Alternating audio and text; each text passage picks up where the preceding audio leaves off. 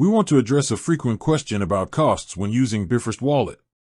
The core answer is straightforward. Bifrost Wallet itself does not charge you any fees for using the non-custodial wallet application.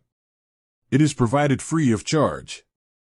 The cost you will encounter during transactions is the network gas fee. This is not a fee charged by Bifrost Wallet but is a fundamental, variable cost for interacting with any blockchain, whether sending tokens, swapping assets, or interacting with a decentralized application. This gas or network fee goes to the network's validators or miners to process and secure your transaction. Bifrost Wallet simply facilitates these blockchain interactions and allows you to customize the network fee for some transactions, but it does not add an extra layer of wallet-specific cost on top of the blockchain's required gas. It is important to understand this distinction. When you see a transaction cost, it is the blockchain network demanding that payment for its services, not the wallet taking a cut.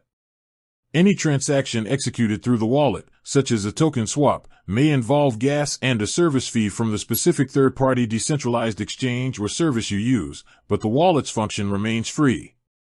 Always check the network fees presented before confirming any transaction.